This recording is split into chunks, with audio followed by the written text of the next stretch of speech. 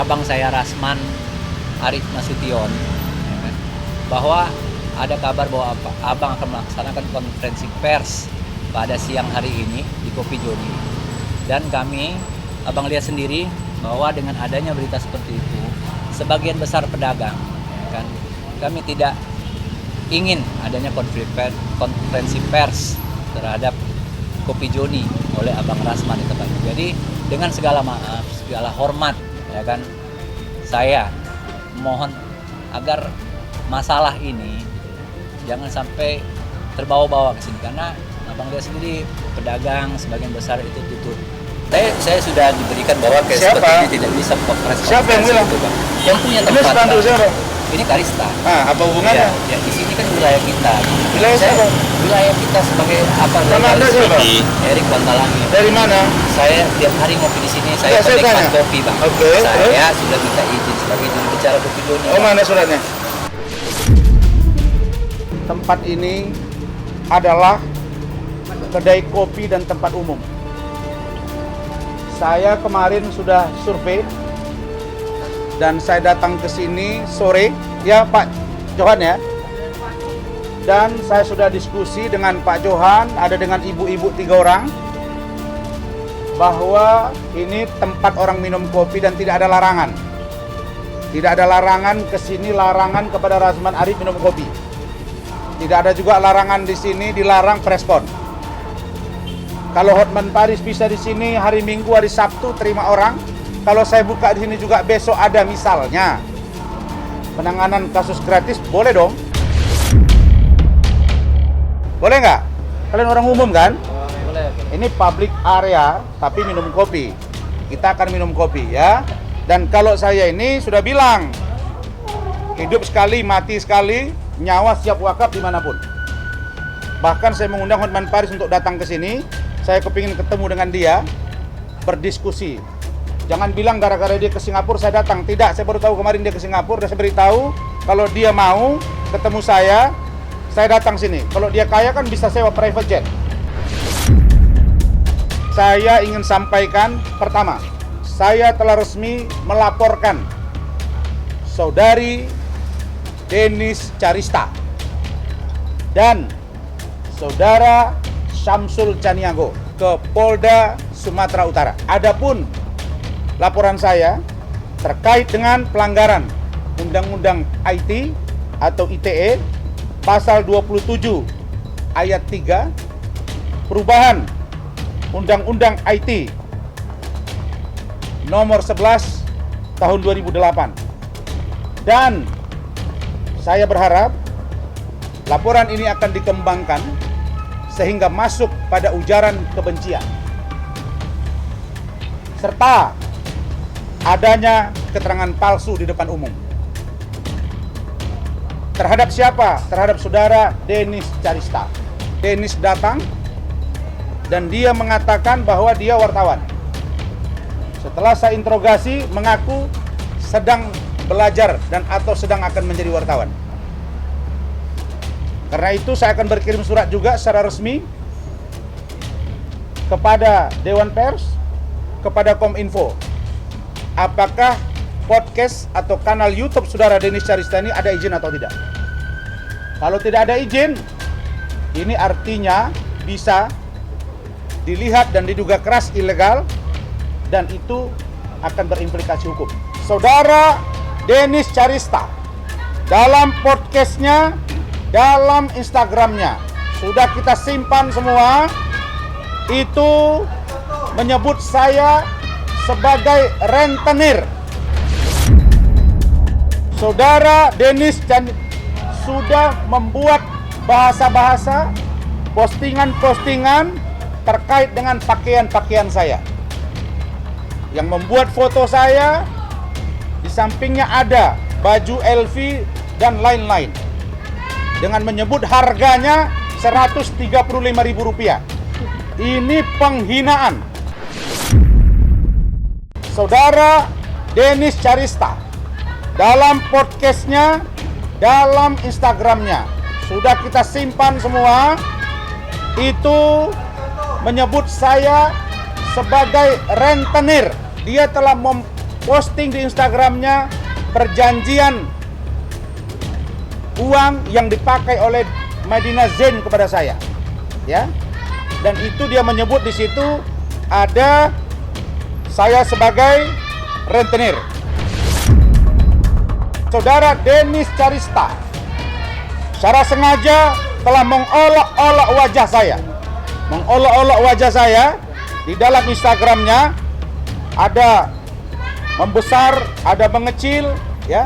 Beda kalau saya bilang terakhir kali, Bang Asman atau review, itu beda, ya. Ini sudah body shaming, bos. Kemudian melakukan kebohongan publik dengan mengatakan sebagai wartawan. Yang terakhir, saudara Dennis Carista telah menghina saya sebagai advokat dengan menjadikan kertas somasi saya menjadi bungkusan gorengan. Inilah 7 poin yang akan dipertanggungjawabkan oleh saudara Dennis Carista.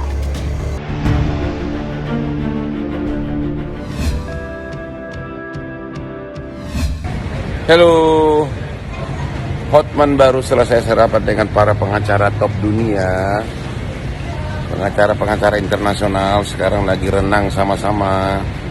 Di Singapura. Habis sarapan bersama, sama-sama renang rame-rame dengan para pengacara top dunia.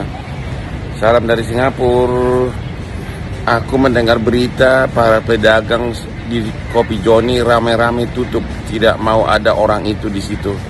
Wah, mereka sudah bisa menseleksi warga mana yang pantas diterima. Aku mendengar bahwa seluruh pedagang di Kopi Joni protes, rame-rame tutup, tidak mau ada orang itu di situ melakukan konferensi pers. Aduh, kapan manusia kita ini mengenal rasa malu ya? Nih, udah datang ke Singapura deh, gua kasih kamu, gua kenalin itu sama pengacara top dunia, ya. Anda telah melihat dalam beberapa bulan ini kenyataan kelakuan dari berbagai oknum pengacara, kelakuan busuk, membohongi klien, menipu klien, kemunafikan, kawin cerai, kawin kontrak, dan sebagainya. Tega mengambil uang klien cuma 10-20 juta, tapi tugasnya tidak dilaksanakan. Kalau klien tidak mau bayar lebih, dia pindah ke menjadi kuasa hukum lawan. Habis itu dia membuka semua aib dari mantan kliennya ke publik. Anda bisa bayangkan bagaimana profesi yang katanya mulia, nobel, itu ternyata oleh beberapa oknum telah dikotori. Padahal pengacara itu adalah lambang atau alat untuk mencari keadilan bagi rakyat, ya. Harusnya memberikan contoh. Bahkan ini sebaliknya, sudah menipu klien, sudah mengambil uang klien, masih berani lagi tampil di medsos dengan berbagai kata-kata yang seolah-olah dia adalah manusia suci, manusia nobel. Ada juga oknum pengacara yang memberikan nasihat secara terbuka melalui media bahwa kalian pengantin, perkawinan itu hanya bisa dipisahkan oleh kematian. Kata dia, dia sendiri selama hidupnya kerjanya kawin cerai, ngusir istri. Kalau sampai seseorang berkali-kali cerai dan ngusir istri, Anda bisa bayangkan kehidupan neraka di rumah tangganya. Karena sebelum suatu cerai, sebelum terjadi perceraian, pasti sebelumnya sudah lama terjadi pertengkaran dan di rumahnya. Kalau sampai 3-4 kali cerai, Anda bisa bayangkan berarti seumur hidup selama perkawinannya itu orang kerjanya berantem melulu sama atau kehidupan busuk melulu di rumah tangganya.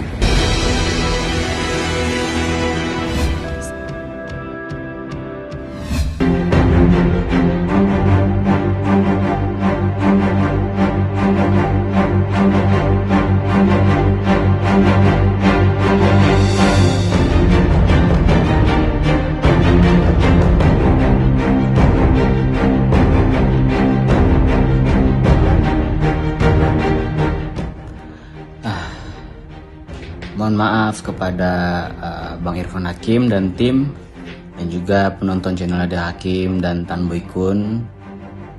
Gue cuma anak muda, mungkin pernah berbuat salah juga. Mungkin ya, emang bikin salah. Jadi gue minta maaf dan mohon bimbingannya ke depan dari kalian ya. Gue udah ngechat Bang Irfan tapi belum dibales buat ketemu dan minta maaf.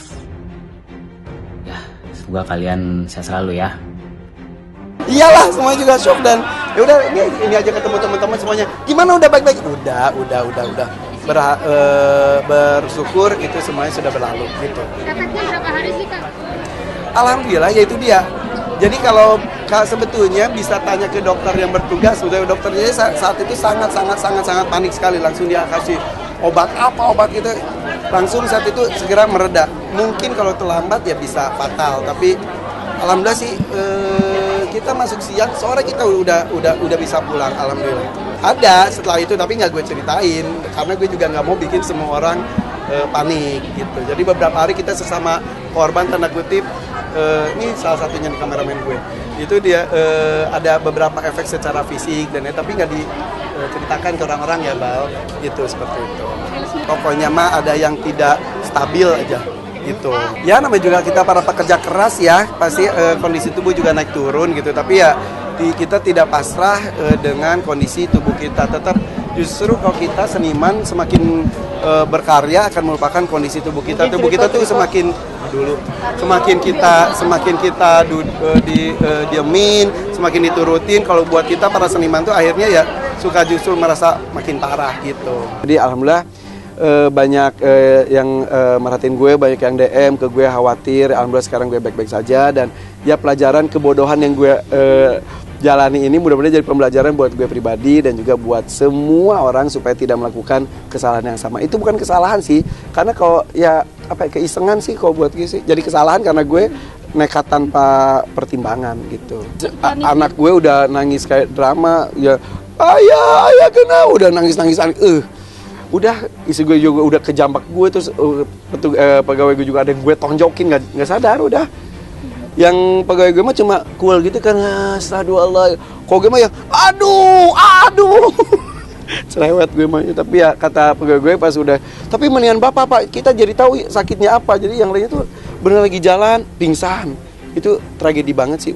Nah itu kan gue juga nggak niat ngonten kan, karena itu kontennya konten Tan Boy Kun. Jadi kita ngambil itu dari CCTV di rumah gue gitu, ada ini, dan itu juga dari pegawai gue yang iseng pakai HP takut ada apa-apa gitu. Jadi ya kalau orang bilang demi konten ya buat kontennya Tan Boy Kun. Kalau gue tuh saat itu emang niatnya nggak ngonten, tapi jadinya jadi konten, dan gue konten kan karena gue lagi di rumah sakit juga kan, walaupun sakit gue mikir ini harus dikontenkan karena supaya jadi edukasi buat semua orang, dan juga menunjukkan bahwa seorang Tan Boy Kun juga dia berarti punya skillnya adalah lambungnya kuat kayak gitu. Enggak, untungnya enggak. Jadi emang masuk IGD dilihat perkembangannya, ya udah akhirnya jam 4 juga kita udah pulang, udah kita cerita. Jadi ya udah, nah yang kasihan tuh ya Baranya itu sampai pucet karena dia mikirnya gini, wah gue di penjara. Karena pas lagi makan juga kan gue iseng ngomong gini, kok ada apa-apa sama gue tuntut tuh ya gitu, bercanda-bercanda. Bener ada apa-apa, tapi ya udah, alhamdulillah semuanya selesai, semuanya juga sehat sampai sekarang, dan jadi pelajaran bahwa ya kita gak usah nekat-nekatan, iseng-isengan sesuatu yang nggak tahu resikonya sebesar itu. Terus yang kedua juga, yang aneh kemarin tuh si Tan Boy Kun-nya sendiri nggak kenapa-napa, biasa aja. Berarti untuk menjadi seorang Tan Boy Kun atau vlogger makanan, apalagi makanan pedas, nggak mudah. Jadi buat teman-teman yang di rumah yang bocil-bocil gitu, jangan sok-sokan jagoan ngelihat idolanya makan itu ikutan, lihat idolanya megang ular berbisa ikutan, lihat idolanya kebut-kebutan ikutan. Jangan. Jadi semuanya itu dengan peraturan dan juga skill masing-masing gitu. Jadi ya udah, jadi jangan coba-coba sesuatu yang belum pasti kita tahu resikonya apa. Tapi yang lebih serem lagi adalah 5-5-nya mikirnya meninggal. Si yang itu tuh benar udah syahadat di mobil aja, asyhadu alla ilaha, udah gitu. Gue juga pas gitu ya, meninggal nih gue. Sempet mikir gitu. Semua. Jadi berarti bukan gue doang yang lebay. Jadi emang yang diserang itu adalah mental kita juga, kayaknya itu entah apa itu ya. Jadi ya di kemasannya gue udah diperingatkan, sudah siapkan kata-kata terakhir, ada ngomong gitu juga, tapi gue lihatnya setelah sembuh.